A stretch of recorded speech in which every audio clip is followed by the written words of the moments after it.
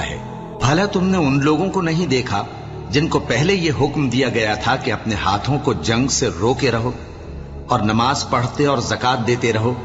फिर जब उन पर जिहाद फर्ज कर दिया गया तो बाज लोग उनमें से लोगों से यूं डरने लगे जैसे अल्लाह से डरा करते हैं, बल्कि उससे भी ज्यादा, और कहने लगे कि ए अल्लाह, तूने हम पर जिहाद जल्द क्यों फर्ज कर दिया?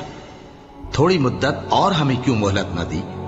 ए पैगंबर, इनसे कह दो कि दुनिया का फायदा बहुत थोड़ा है और बहुत अच्छी चीज तो परहेजगार के लिए नजाते आखिरत है, और तुम पर धागे बराबर भी जुल्म नहीं किया जाएगा। ए जिहाद से डरने वालों, तुम कहीं रहो, मौत तो तुम्हें आकर रहेगी, खा मजबूत कलों में रहो। सो ए पैगंबर, अल्लाह की राह में लड़ो, तुम अपने सिवा किसी के जिम्मेदार नहीं हो, और मोमिनों को भी तरगीब दो। करीब है कि अल्लाह काफिरों की लड़ाई को बंद कर